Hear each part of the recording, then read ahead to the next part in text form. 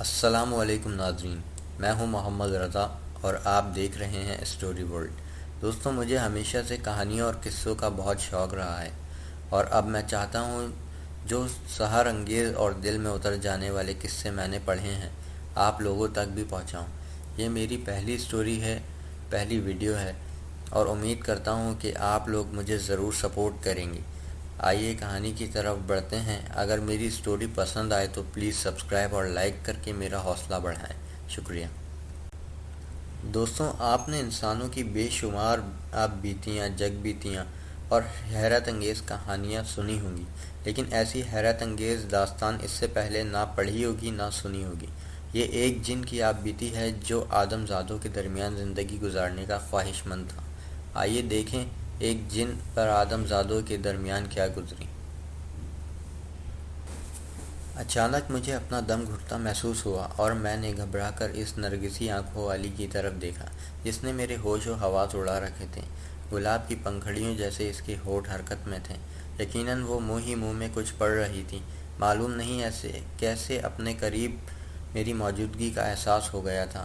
راہ فرار اختیار کرنے کے سوا اب میرے لیے کوئی چارہ نہیں تھا۔ وہ حویلی کی چھت پر تھی اور میں اب اس کے قریب سے ہٹ کر دیوار سے جا لگا تھا۔ میں اس سے جتنا دور ہوتا جا رہا تھا میری حالت سنبھلتی جا رہی تھی۔ وہ جو کچھ بھی پڑھ رہی تھی مجھ سے محفوظ رہنے کے لیے پڑھ رہی تھی۔ پھر اس نے جیسے ہی پڑھ کر چاروں طرف دم کیا، مجھے یوں لگا کہ بھڑکتے ہوئے شعلے میری طرف لپک رہے ہیں۔ میں ان شعلوں کی تپش واضح طور پر محسوس کر رہا تھا۔ اب وہاں ایک لمحہ بھی مزید رکنا میرے لیے خطرناک ثابت ہو سکتا تھا۔ میں نے اسی سبب وہاں سے فرار ہونے میں دیر نہیں کی۔ میرا قیام شہر سے باہر جہانگیر کے مقبرے میں تھا۔ اب میں اس طرف جا رہا تھا۔ مجھے وہاں رہتے ہوئے کافی عرصہ ہو چکا تھا۔ انسان اور شیطان دونوں ہی سے ہم اللہ کی پناہ مانگتے ہیں۔ ہماری دنیا میں شیطان سے بھی زیادہ خطرناک انسان کو سمجھا جاتا ہے۔ بچپن ہی سے ہمیں انسانوں سے دور رہنے کی تاکید کی جاتی ہے۔ اس کے باوجود میری ہی ہر طرح اکثر جنات اس تاکید کی پرواہ نہیں کرتے۔ آدم زادوں کے حسن کی کشش ہمیں اکثر ویرانوں سے آبادیوں کی طرف کھینچ لے جاتی ہے۔ میرے ساتھ بھی ایسا ہی ہوا تھا۔ حالانکہ میں نے بہت سے ایسے عبرتناک واقعات سن رکھے تھے کہ متعدد جنات انسانوں کے ہاتھوں مارے گئے یا انہیں غلام بنا لیا گیا۔ میں ایک شام اپنے ہم عمر یوسف کے ساتھ شہر کی طرف نکل گیا تھا۔ انسانوں کے ساتھ چھوٹی موٹی شرارتیں کر کے ہمیں بڑا مزہ آتا تھا۔ ہمیں اس خیال سے عجیب سی خوشی محسوس ہوتی تھی کہ انسان ہمیں دیکھ نہیں سکتے۔ شاہی قلعے کے قریب ایک انگریز سر پر ہیٹ لگائے اور ہونٹوں میں موٹا سگار دبائے گردن ٹیڑھی کیے چلا جا رہا تھا۔ اسے دیکھ کر یوں لگ رہا تھا جیسے وہ اپنے آگے ساری دنیا کو حقیر و فقیر سمجھ رہا ہو۔ ایسے یوں کسی چمار کی طرح اکڑ کر چلتے ہوئے دیکھ کر مجھے شرارت سوجی۔ میں نے آگے بڑھ کر اس کے ہونٹوں میں دبا ہوا سگار نکال لیا۔ اس نے دھواں چھوڑنا بند کر دیا اور اچھل پڑا۔ اسی وقت یوسف نے پیچھے سے بڑھ کر اس کا ہیٹ اتار لیا۔ چند قدم کے فاصلے سے ایک دھوتی بند چلا آ رہا تھا۔ یوسف نے وہ ہیٹ اس کے سر پر رکھ دیا۔ کسی فٹ بال کی طرح گول مٹول وہ دھوتی بند ہندو اچھلا اور اسی لمحے انگریز نے پلٹ کر اس کی طرف دیکھا۔ اپنا ہیٹ اس ہندو کے سر پر دیکھ کر انگریز کا چکن رہ گیا، مزید چقندر نظر آنے لگا۔ میں نے اس دوران میں ایک اور کارروائی کی کہ بوکھلائے ہوئے ہندو کے ہاتھ میں سگار بھی تھما دی۔ ہے رام کہتے ہوئے ہندو نے اپنے سر سے ہیٹ اتار لیا۔ گھبراہٹ میں اس کے ہاتھ سے سگار گر گیا اور وہ دونوں ہاتھ جوڑ کر انگریز کے سامنے کھڑا ہو گیا۔ معلوم نہیں اس ہندو کی جان انگریز سے کیسے چھوٹی۔ ہم تو ایک بارش بوڑھے آدمی کو ادھر آتے دیکھ کر بھاگ لیے تھے۔ اس بوڑھے کی پیشانی پر سجدوں کا نشان بھی نظر آ رہا تھا۔ ہمیں علم تھا کہ عام آدمیوں کے مقابلے میں اس وضع کا تھا کہ آدمی ہمارے لیے زیادہ خطرناک ہوتے ہیں۔ وہاں سے ہمارے بھاگنے کی وجہ یہی تھی، ورنہ ہم مزید کچھ دیر اسی جگہ رک کر لطف اندوز ہوتے۔ وہاں ہم سے ادھر ادھر گھومتے ہوئے بھاٹی دروازے کی طرف نکل گئے۔ یہ واقعی اس روز کا ہے کہ میں نے پہلی مرتبہ اس غارت گر ہوش کو دیکھا۔ اس کی طرف مجھے یوسف نے متوجہ کیا تھا۔ وہ دیکھ ادھر الیالیش۔ میں نے اسے دیکھا اور دیکھتا ہی رہ گیا۔ وہ سیڑھیاں اترتی ہوئی نیچے بڑے سے صحن کی طرف آ رہی تھی۔ سر و قد، نرگسی آنکھیں، گوری رنگت، متناسب جسم، سر کے بال گھٹاؤں کی طرح شانوں پر بکھرے ہوئے۔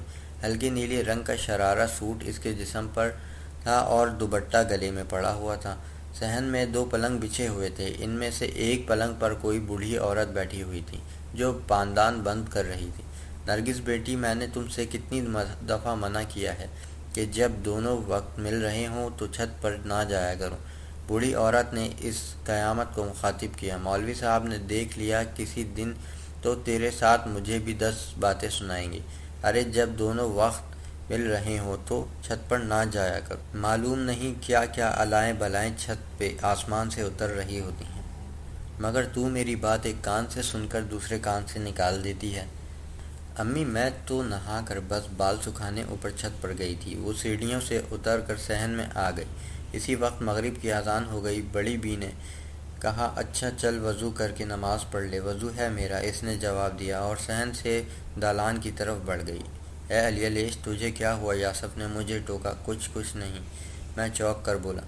تو پھر چل نا، یہیں کیوں رک گیا؟ یاسف نے کہا، کہیں تجھ پر اس آدم زادی کا جادو تو نہیں چل گیا؟ جادو تو خیر مجھ پر چل گیا تھا، مگر میں نے اس کا اعتراف نہیں کیا، اس خیال سے کہ یاسف کو کوئی شک نہ ہو۔ میں فوراً ہی اس کے ساتھ چل دیا۔ اس وقت تک نرگس نماز پڑھنے کے لیے کھڑی ہو چکی تھی۔ چلتے چلتے میں نے اس پر نگاہ ڈالی اور پھر وہاں سے نکل آیا۔ میں نے واپسی میں اس حویلی کے عمل و وقوع کو یاد رکھا تھا۔ رات کے وقت پھر میرا ارادہ وہاں آنے کا تھا۔ اس آدم زادی نے پہلے ہی اپنی ایک جھلک سے مجھے دیوانہ بنا دیا تھا۔ نصف شب کے قریب میں جہانگیر کے مقبرے سے بھاٹی دروازے کے لیے روانہ ہوا اور جلدی سے وہاں پہنچ گیا۔ میری آنکھوں میں نرگس کا حسین چہرہ گھوم رہا تھا۔ مطلوبہ حویلی میں داخل ہو کر میں آگے بڑھتے بڑھتے ایک دم ٹھٹک کر رک گیا۔ میرے رکنے کی وجہ یہ تھی کہ میں نے وہاں اپنے سوا کسی اور غیر انسانی وجود کی موجودگی کو بھی محسوس کر لیا تھا۔ ابھی میں سوچ ہی رہا تھا کہ وہ کون ہو سکتا ہے۔ میری سماعت میں اس کی ایک غیر انسانی آواز ٹکرائی، چلا جا یہاں سے اور آئندہ کبھی ادھر آنے کی کوشش نہ کرنا۔ کون ہے تو؟ سامنے آ۔ میں نے اسے للکارا۔ بزدلوں کی طرح چھپا ہوا کیوں ہے؟ میں اس لیے چھپا ہوا ہوں کہ تو مجھے دیکھنے کی تاب نہ لا سکے گا۔ میرا ناصر صخرہ ہے اور میں افاریت میں سے ہوں۔ غیر انسانی آواز پھر اندھیرے سے ابھری۔ جنات کی 10 قسمیں ہیں، انہی میں سے ایک قسم افاریت کی ہے جو افریت کی جمع ہے۔ افریت کو دیو بھی کہتے ہیں۔ یہ بڑے سرکش، لڑاکا اور زور آور ہوتے ہیں۔ یہ جاننے کے باوجود کہ وہ افریت ہے، میں اس سے نہیں ڈرا اور کڑک کر بولا، تو مجھے روکنے والا کون ہوتا ہے؟ تجھے یہ حق کس نے دیا؟ اس حویلی کے مالک مولوی کفایت اللہ نے۔ میرے سوال کا جواب ملا، میں اس حویلی کا محافظ ہوں، مجھے اس کام پر حویلی کے مالک نے ہی متعین کیا ہے۔ مگر تو قوم جنات میں سے ہو کر ایک آدم ذات کی خدمت بجا لانے پر کیوں مجبور ہو گیا؟ میں نے سوال کیا۔ اس لیے کہ میں مولوی کے کسی بھی حکم سے انکار نہیں کر سکتا، مجھے اس نے اپنے قبضے میں کر لیا ہے۔ سن، نہ تو افاریت میں سے ہے اور نہ تیرا نام صخرہ ہے۔ آواز بدل کر بولنا چھوڑ دے۔ اے یاسف، میں نے تجھے تیری خوشبو سے پہچان لیا ہے۔ میں نے کہا، جس طرح انسانوں کے چہرے ایک دوسرے سے مختلف ہوتے ہیں، اسی طرح ان کے جسموں کی بو بھی جدا جدا ہوتی ہے۔ ایسا ہی جنات کے ساتھ بھی ہے۔ فرق صرف یہ ہے کہ عام انسان مختلف جسموں کی بو کو الگ الگ شناخت نہیں کر سکتے، لیکن جنات ایک دوسرے کے وجود کی بو بآسانی پہچان سکتے ہیں۔ میں نے اسی سبب یاسف کو پہچان لیا تھا۔ ہاں، اس میں کچھ دیر ضرور لگی تھی، کیونکہ میرے اور اس کے درمیان فاصلہ تھا۔ میری بات سن کر اور راز افشاں ہو جانے پر اس نے اندھیرے کی چادر اپنے اوپر سے ہٹائی اور ظاہر ہو گیا۔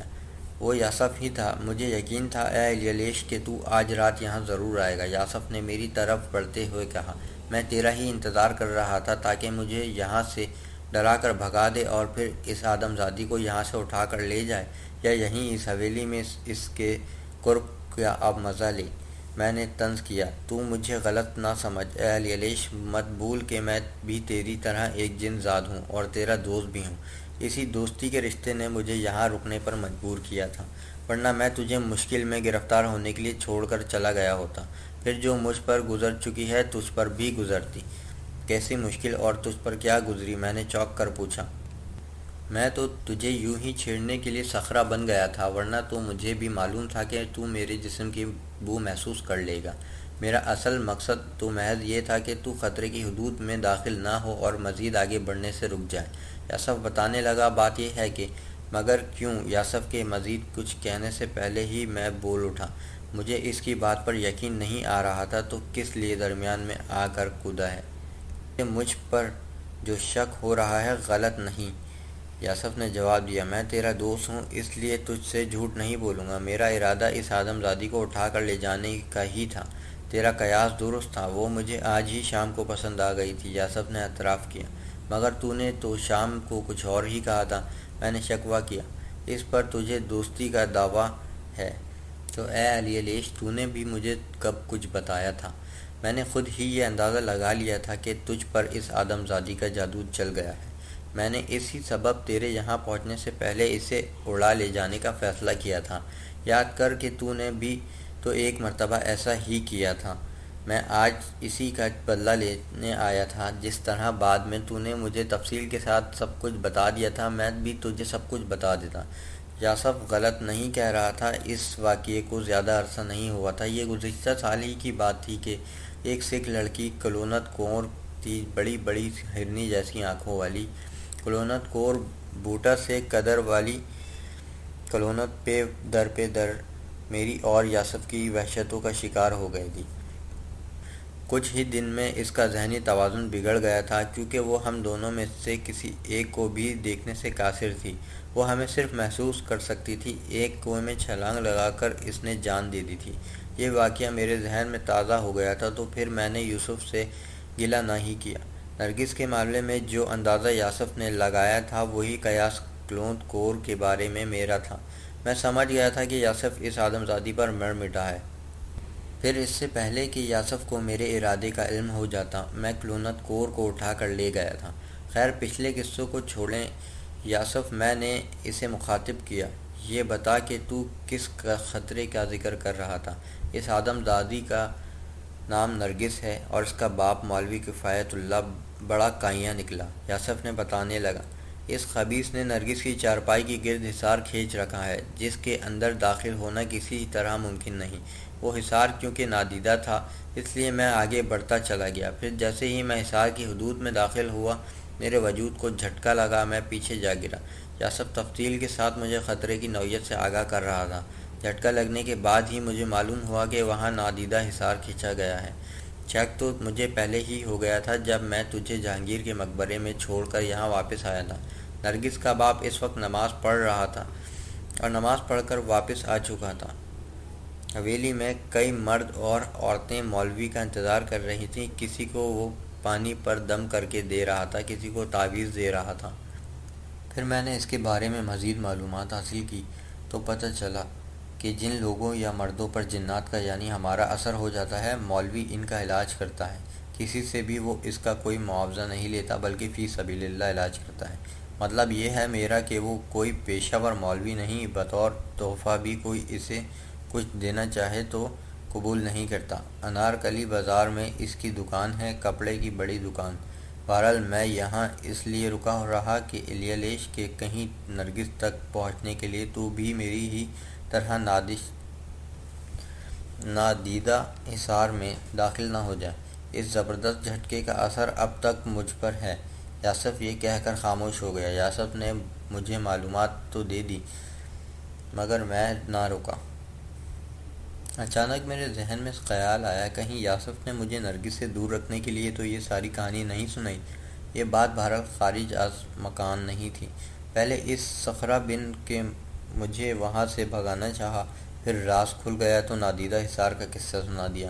میں خود یہ دیکھتا ہوں اے یاسف کہ اس مولوی نے اپنی بیٹی کی چارپائی کے گرد کیسا نادیدہ حصار کھینچ رکھا ہے۔ میں کچھ دیر بعد بولا، تجھے شاید میری بات پر یقین نہیں آیا۔ میں نے جھوٹ نہیں بولا ہے الیالیش، تو خود کو خطرے میں نہ ڈال۔ یاسف کے سمجھانے اور یقین دلانے کے باوجود میں نہیں مانا۔ اگر تو بضد ہے تو پھر ٹھیک ہے، خود چل کر دیکھ لے، یاسف نے کہا۔ یاسف تو رک جا، میں خود دیکھ لوں گا، چل میرے ساتھ۔ میں آگے بڑھا، یاسف بھی میرے ساتھ ہو لیا۔ یاسف کی رہنمائی میں میں اس کمرے کے اندر داخل ہو گیا جہاں نرگس محو خواب تھی۔ کمرے میں وہ اکیلی نہیں تھی، کچھ ہی فاصلے پر اس کی ماں دوسری چارپائی پر سو رہی تھی۔ میں اسے شام کو دیکھ چکا تھا۔ کمرے میں لالٹین کی دھیمی روشنی پھیلی ہوئی تھی۔ میں نرگس کی چارپائی کی طرف بڑھنے لگا تو یاسف نے مجھے احتیاط برتنے اور زیادہ آگے نہ بڑھنے کو کہا۔ تو فکر نہ کر، میں احتیاط ہی سے کام لوں گا، میں نے جواب دیا اور نرگس کی چارپائی سے کچھ فاصلے پر رک گیا۔ وہ اسی طرف کروٹ لیے سو رہی تھی جدھر میں کھڑا تھا۔ اس کے بالوں کی ایک لٹ پیشانی پر لٹک رہی تھی اور ایک ہاتھ رخسار کے نیچے تھا۔ آدھے جسم پر اس نے چادر اوڑھ رکھی تھی۔ سانس لینے کی وجہ سے اس کے جسم میں جو خفیف سی حرکت ہو رہی تھی میرے لیے بڑی قیامت خیز تھی۔ سوتے ہوئے تو وہ اور بھی حسین نظر آ رہی تھی۔ میں ایک عالم ورافتگی میں اس کی طرف بڑھتا چلا گیا، جیسے کوئی قوت مجھے کھینچے چلی جا رہی ہو۔ اس وقت نہ مجھے کسی چیز کے خطرے کا احساس تھا اور نہ ہی کوئی اور۔ پھر اگر یاسف نے بروقت مجھے مزید آگے بڑھنے سے نہ روک دیتا تو نہ جانے میرا کیا حشر ہوتا۔ اس نادینہ حصار سے ٹکرا کر مجھے معمولی سے جھٹکا ہی لگا تھا، لیکن اس سے حقیقت کا علم ضرور ہو گیا تھا۔ یاسف نے واقعی سچ بولا تھا۔ اس کے ساتھ مجھے نرگس کے باپ مولوی کفایت اللہ پر شدید غصہ آیا، جس نے گویا حسن کے خزانے پر پہرے بٹھا رکھے تھے۔ یہ غصہ اپنی ناکامی پر جھنجھلاہٹ کا نتیجہ تھا۔ اے یوسف، اس مولوی کی خبر لیتے ہیں، میں نے غصے میں کہا۔ ظاہر ہے وہ بھی یہیں کہیں کسی کمرے میں سو رہا ہوگا، یاسف نے کہا، اور پھر ہم نرگس کے کمرے سے نکل گئے۔ میرا مشورہ تو یہ ہے اے علیش کہ یہاں سے چل ہی۔ مولوی کو چھیڑنا مناسب نہیں ہے، وہ خطرناک آدمی لگتا ہے، یاسف نے مجھے سمجھایا۔ میں نے کہا تو اس سے ڈر رہا ہے، تو چلا جا، میں تجھے نہیں روکوں گا۔ مولوی کے لیے میں اکیلا ہی کافی ہوں۔ مجھے اور بھی غصہ آ گیا۔ لیکن یہ بھی تو معلوم ہو کہ تو چاہتا کیا ہے، یاسف کہنے لگا۔ چاہنا کیا ہے، چل کر اسے ختم کیے دیتے ہیں۔ جب وہ خبیث ہی زندہ نہیں رہے گا تو پھر اس کا کھینچا ہوا نادیدہ حصار بھی ختم ہو جائے گا۔ میں نے بلا جھجک کہہ دیا۔ ہاں یہ ممکن تو ہے، یاسف بڑبڑائے، لیکن شاید اسے ختم کرنا آسان نہ ہو۔ کیوں؟ میں نے سوال کیا۔ خود وہ بھی تو کسی حفاظتی حصار میں ہو سکتا ہے، یاسف نے خدشے کا اظہار کیا۔ اب جو بھی ہو، میں اپنی بات پر اڑ گیا ہوں۔ نرگس کو حاصل کرنے کے لیے اس مولوی سے ٹکر تو لینا ہی پڑے گی۔ مجبوراً یاسف کو میرا ساتھ دینا پڑا۔ اس کے لیے میں نے یاسف کو یہ لالچ بھی دیا تھا کہ جس طرح سکھ لڑکی کلونت کور کو بعد میں یاسف کے حوالے کر دیا تھا، نرگس کو بھی اس کے لیے چھوڑ دوں گا۔ معاملہ کیونکہ ایک خطرناک آدمی سے نمٹنے کا تھا، اس لیے میں نے یاسف کو بھی اپنے ساتھ رکھنا ضروری سمجھا تھا۔ مولوی کفایت اللہ ہمیں اسی حویلی کے ایک کمرے میں بے خبر سوتا ہوا مل گیا۔ معلوم نہیں اس وقت غصے کے زیر اثر مجھے کیا سوجی کہ تیزی سے آگے بڑھ کر وہ چارپائی الٹ دی جس پر مولوی سویا ہوا تھا۔ یقیناً اس چارپائی کے گرد کوئی نادیدہ حصار قائم نہیں تھا، ورنہ میں اپنے مقصد میں کامیاب نہ ہوتا۔ فرش پر گرتے ہی مولوی کے منہ سے ہلکی سی چیخ نکل گئی۔ پھر اس سے پہلے کہ میں مولوی پر حملہ کر پاتا، خلاف توقع وہ ایک دم اچھل کر کھڑا ہو گیا۔ اس نے بلند آواز میں یا اللہ کہہ کر کچھ پڑھنا شروع کر دیا اور پھر اپنے دائیں ہاتھ کو ایک بڑے دائرے کی صورت میں حرکت دی۔ ایسا کرتے ہوئے اس کی 3 انگلیاں بند تھیں اور شہادت کی انگلی سیدھی ہماری طرف اٹھی ہوئی تھی۔ اس کے ہونٹ ابھی تک حرکت میں تھے۔ مجھے خطرہ محسوس ہوا تو مولوی کی طرف جھپٹتے رک گیا۔ یاسف کو بھی یقیناً کسی خطرے کا احساس ہو گیا تھا۔ اس کے پیچھے ہٹنے میں نے یہ اندازہ لگایا۔ پھر میں اور یاسف ایک ساتھ مڑ کر دروازے کی طرف بھاگے تھے، مگر ہمیں دیر ہو چکی تھی۔ مومن مجھے یوں لگا جیسے کسی ٹھوس شے سے ٹکرا گیا ہوں۔ اسی کے ساتھ مجھے انتہائی سردی محسوس ہوئی، اتنی کہ میں کانپنے لگا۔ بالکل یہی حال یاسف کا بھی تھا۔ ہم دونوں ایک ہی طرح سرخ حصار میں قید ہو چکے تھے۔ حصار کے اندر بلا کی ٹھنڈک تھی۔ مجھے یوں محسوس ہو رہا تھا جیسے میرا وجود جم کر رہ جائے گا۔ کون ہو تم؟ ایک سخت آواز کمرے میں گونجی۔ جواب دو کہ تم کس ارادے سے میری حویلی میں داخل ہوئے تھے؟